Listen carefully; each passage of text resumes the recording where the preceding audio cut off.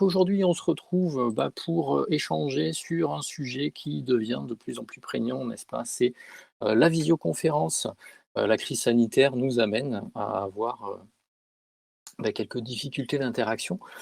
D'ailleurs, dans un premier temps, est-ce que vous m'entendez bien tous? Juste pour valider ça.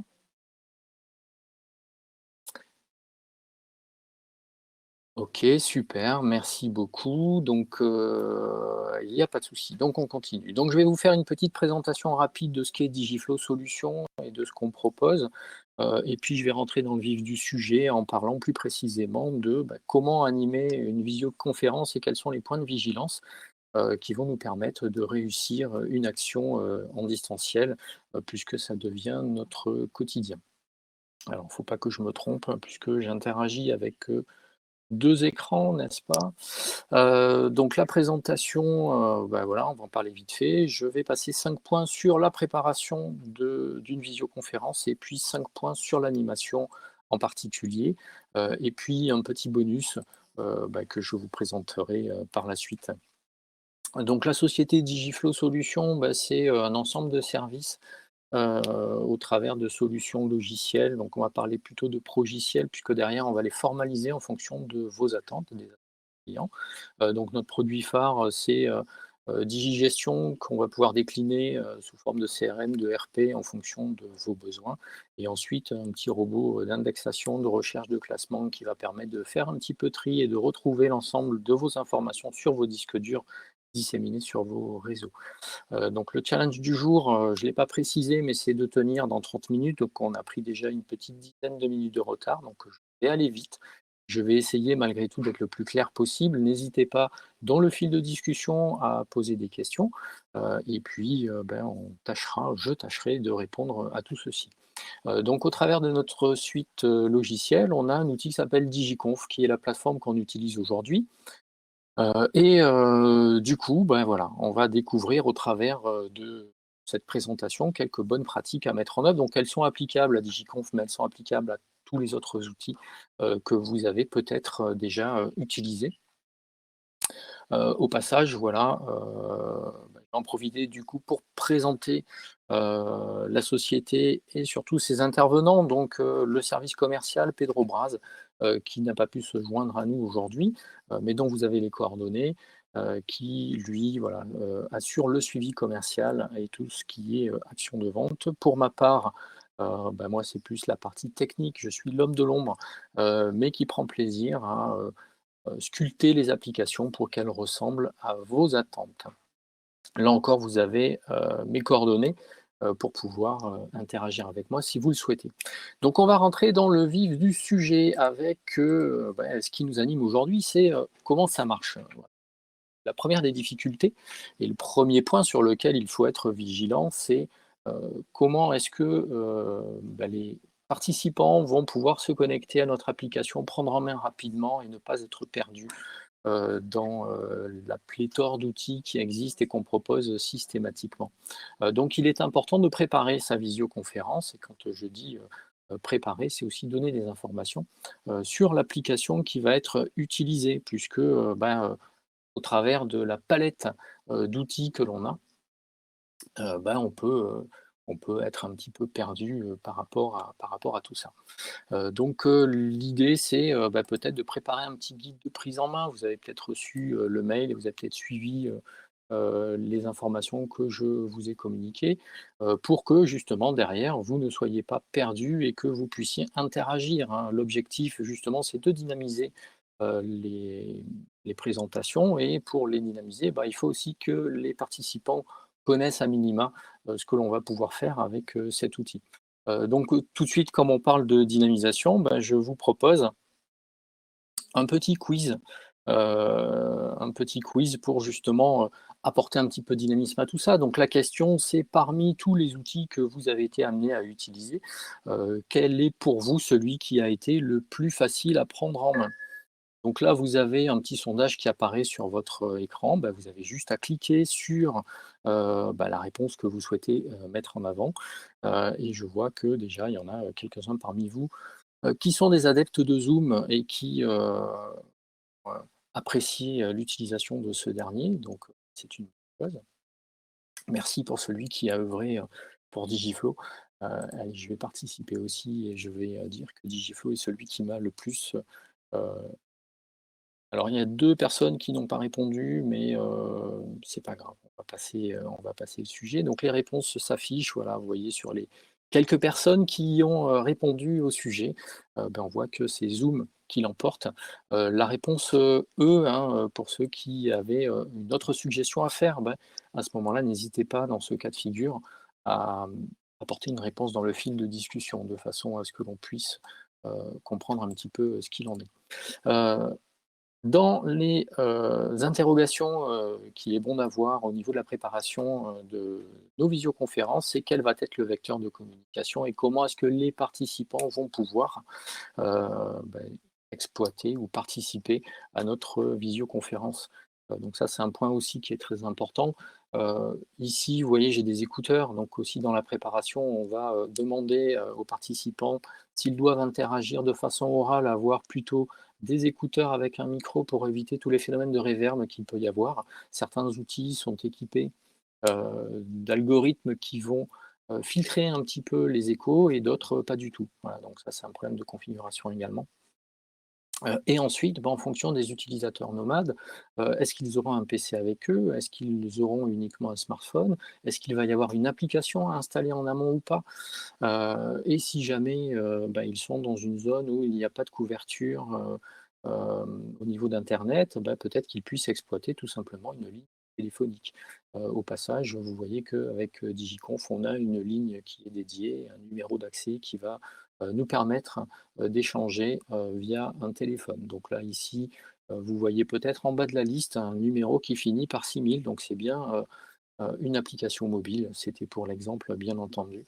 Hem et ça, c'est pour ceux qui ont des difficultés avec internet, pour être sûr de pouvoir, entendre et ne rien perdre de tout ce qui se passe, au sein de la session.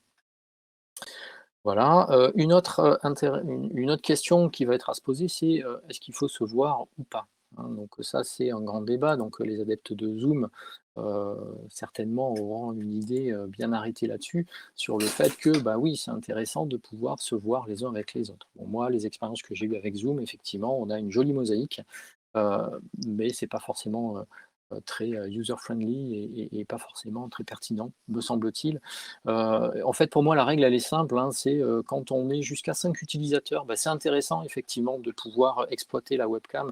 Quand on va être plus de 5 utilisateurs, ça va être un petit peu plus délicat, tout simplement parce que, il y aura beaucoup de monde à l'écran et qu'on ne va pas pouvoir, visualiser finalement l'ensemble des participants, surtout si on ne les connaît pas.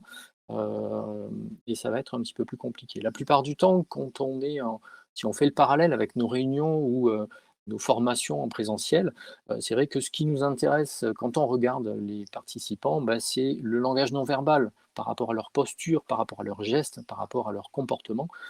Comment est-ce que, finalement, ils se positionnent par rapport à ce qu'on est en train de dire. Et c'est vrai que le champ de la webcam, on voit qu'il est assez étroit. Là, je parle beaucoup avec les mains, mais vous ne voyez pas ce que je fais parce que le champ est un petit peu trop étroit.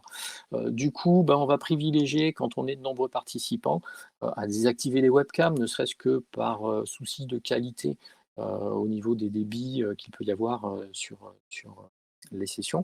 Et par contre, ce qu'on va faire, c'est qu'on va pouvoir créer des petites sessions, d'utilisateurs, restreints, donc en utilisant des fonctionnalités de l'applicatif, hein. Donc là, dans DigiConf, par exemple, on va pouvoir faire des sous-salles, ce qu'on appelle, c'est-à-dire qu'on va ventiler les participants dans ces salles, qui peuvent être jusqu'à 8 salles concurrentes, où là, en fait, comme on aura un nombre de participants réduit, ils pourront, échanger, et activer, leur caméra. Voilà, donc ensuite, au niveau, de la préparation, c'est est-ce que je dois partager mon écran ou pas? Donc le partage d'écran, là encore, on va consommer de la bande passante, on va consommer de la ressource et forcément, ça va avoir un impact sur la qualité. Du coup, on va privilégier, la mise en place, des supports sur le serveur distance. C'est-à-dire qu'on va décharger, uploader notre support, si on a un support bien évidemment, ce qui va permettre aussi de pouvoir, se faire, suppléer ou de passer le relais à d'autres intervenants pour qu'ils puissent interagir, sur l'écran en particulier, ou se faire suivre, pardon, la présentation. Heu, Ça peut être intéressant également si jamais il y a une difficulté, de connexion ou quoi que ce soit, que, un tiers puisse, prendre le relais. Heu, voilà, donc moi je préconise plutôt de préparer ces supports en amont et on reviendra sur la préparation des supports, et de les mettre sur le serveur. Ensuite vient la problématique de sécurité, hein. C'est vrai qu'on est sur, des applications qui sont déportées. Il y a un serveur, qui capte l'ensemble de ces données, on va enregistrer. Donc il est intéressant, là encore, de faire une en préparation en amont, finalement de expliquer aux gens que lorsqu'ils vont se connecter, la session va être enregistrée. Tout ce qui va être dit au niveau du fil de discussion, va être visible de tout le monde et pourra être éventuellement copié-collé.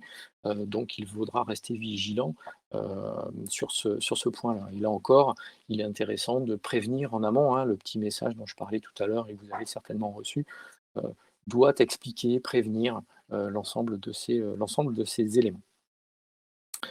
Hop, une fausse manip, mais c'est normal, ce sont des choses qui arrivent, donc on va basculer à cet endroit.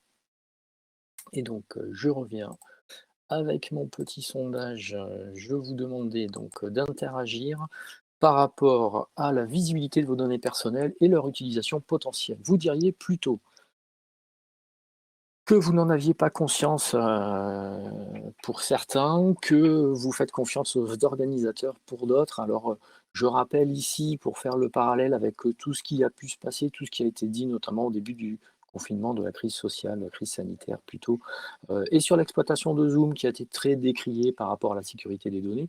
Je rappelle que bien souvent ces serveurs, les serveurs qu'on utilise, au quotidien, contrairement à Digiconf, hein, évidemment, hem je rappelle juste que ces serveurs, bien souvent, sont hébergés, par des sociétés américaines et que le Cloud Act, qui a été, défini par, Trump, hein, qui l'a fait voter, dit que tout simplement, toutes les entreprises américaines, doivent rendre accessible l'ensemble des données si le gouvernement américain, le demande. Voilà, donc ça c'est juste pour le petit côté parano, hein, donc c'est vrai que moi je suis plutôt sur la partie D, c'est pour ça que j'ai mis en place, notre propre application sur nos propres serveurs.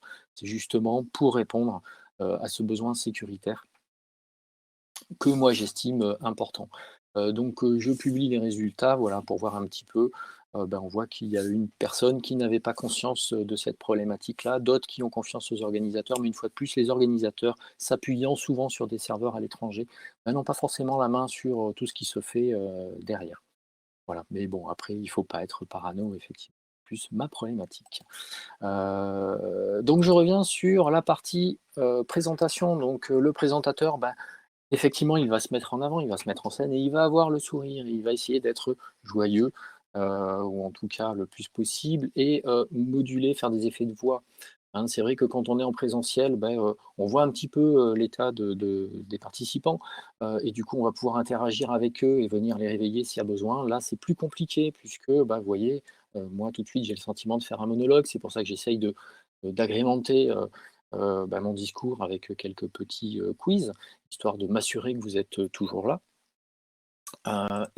Du coup, oui, vous êtes là, c'est super, merci Clémentine, et Alexia. Voilà et donc, et voilà, pour être sûr de garder, en haleine, vos participants, il va falloir, faire, un petit peu d'effet au travers, de la voix, de la modulation et du sourire, effectivement, et même si, on n'a pas la webcam qui est active, il faut essayer de garder, cet état d'esprit qui va transparaître aussi au niveau, de la voix. Voilà, donc, il faut garder, ceci, à l'esprit. Ensuite, au niveau de la présentation, on en a parlé, tout à l'heure, quand on va préparer ces supports, moi ce que je dis, c'est une seule information à la fois. Vous voyez les slides que je fais, heu défiler, finalement, ils ont un temps de présence à l'écran très court. C'est vrai que quand on est en présentiel et qu'on a un grand, écran ou un grand mur devant nous, on va pouvoir projeter nos présentations, on a pris l'habitude de mettre une multitude d'informations. Et les gens d'ailleurs, bien souvent, ne nous écoutent plus et vont lire tout ce qu'on a mis, à l'écran. Là, l'idée, c'est comme les gens, ils sont derrière leur écran et qui vont peut-être se laisser distancer sur un message qui arrive sur leur smartphone, et cetera. Pour qu'ils gardent le fil et qu'ils restent attentifs à ce qui se passe, on va mettre qu'une seule information et on va passer très vite au slide suivant pour être sûr finalement que, il reste avec nous. Voilà et j'espère que, c'est le cas tout de suite. Que vous êtes toujours là.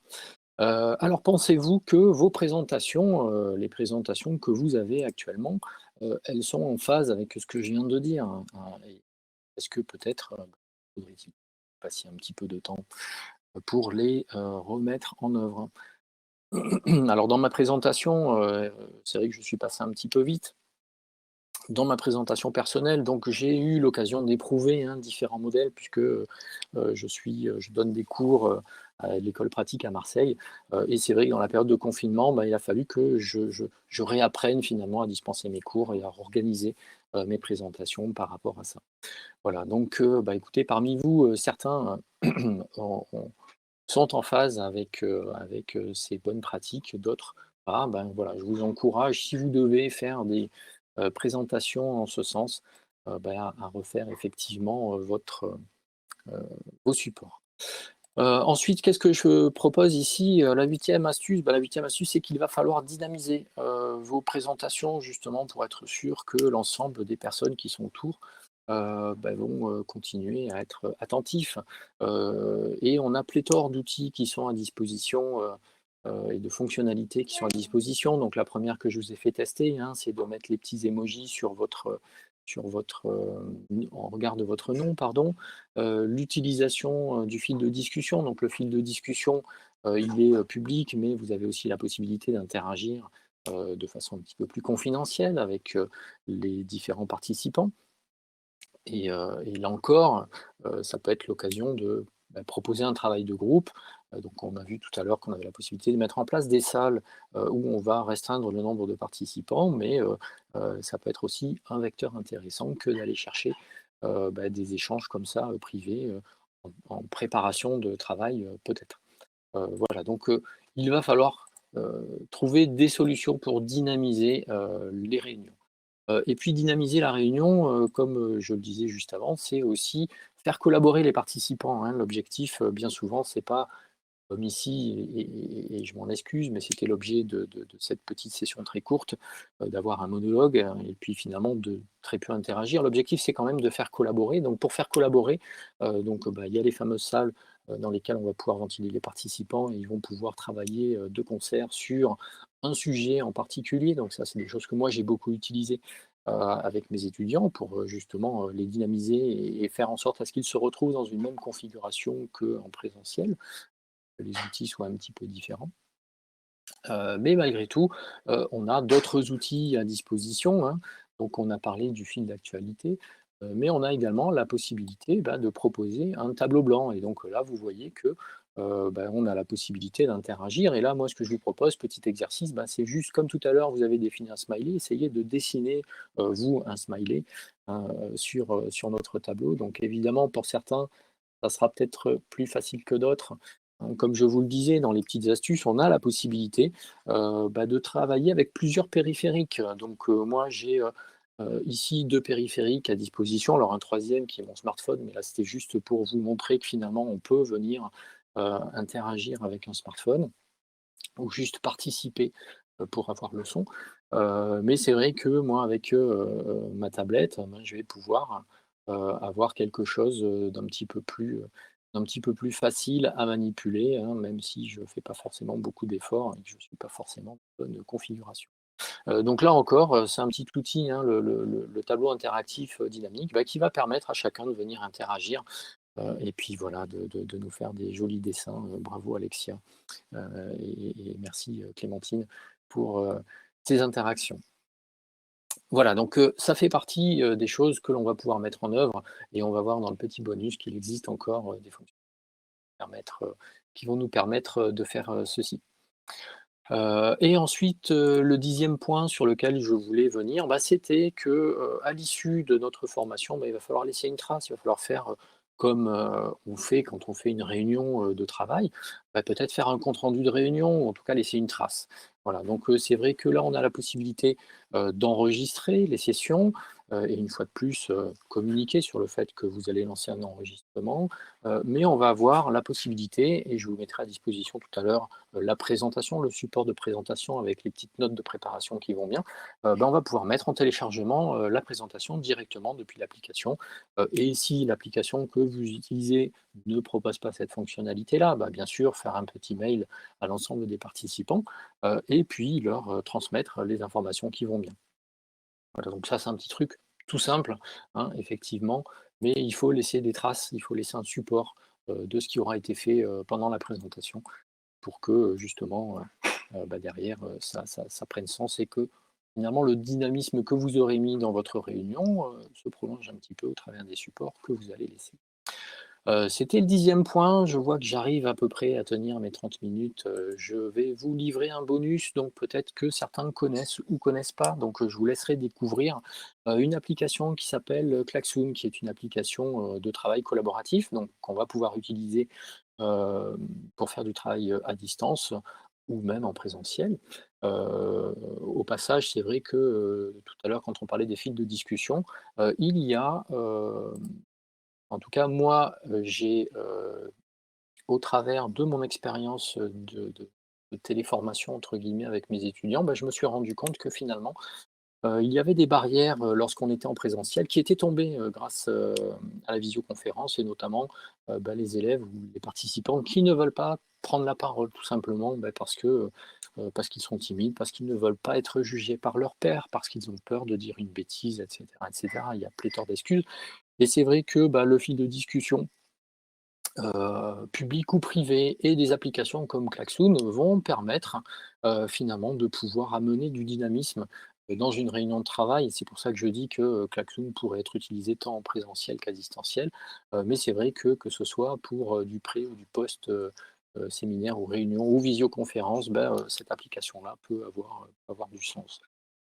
Et donc c'est là où le partage d'écran dans les applications de visioconférence peuvent avoir du sens, hein, puisque du coup on va pouvoir partager l'écran, finalement le tableau de bord qui est proposé par Klaxoon sur lequel on va pouvoir venir dispenser, l'ensemble des informations qui ont été proposées par tout le monde et c'est vrai que, voilà, l'intérêt qu'on peut trouver à cette application-là, justement, c'est qu'il y a une application sur smartphone, et que du coup, les plus jeunes, vont pouvoir s'impliquer, dans l'utilisation de cet outil puisque, eux, ils sont nés avec un téléphone dans les mains. Le smartphone, c'est, la prolongation de leurs membres et Justine nous dit qu'elle a utilisé cette application et elle nous dit que c'est génial, et effectivement, on va pouvoir faire plein de choses avec, celle-ci.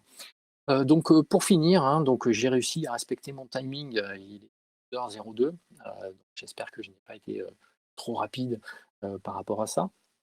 Donc le dernier petit quiz que je vous propose, c'est uniquement, pour moi en fait, hein, un petit sondage pour savoir, que diriez-vous, de ce webinaire, hein? Est-ce qu'il vous aura apporté des informations utiles ou est-ce qu'au contraire, ça aura été, plutôt futile?